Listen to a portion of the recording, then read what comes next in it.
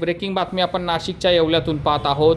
नाशिकच्या येवला तालुक्यातील सत्यगाव येथे महावितरण कंपनीची तार तुटून शेतकऱ्यांचा 6 एकर ऊस जळून खाक झाला आहे।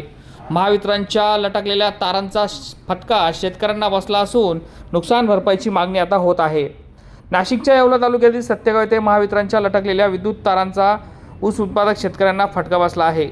गट क्रमांक 54 व 55 मधील संपत हरिभाऊ आव्हाड, नारायण एकनाथ अनर्थे, विजय भागचंद आव्हाड या शेतकऱ्यांचा 5 ते 6 एकर ऊसाच्या क्षेत्राला भीषण आग लागून संपूर्ण ऊस जळून खाक झाला आहे। महावितरणची तार तुटून भडाका उडाल्यानं ही आग लागल्याचा संशय शेतकऱ्यांनी व्यक्त केला आहे। दरम्यान परिसरातील शेतकऱ्यांनी धावपळ करून आग आटोक्यात आणली, तोपर्यंत सर्व ऊस जळून खाक झाला होता। आता शेतकऱ्यांना नुकसान भरपाई द्यावी अशी मागणी होत आहे।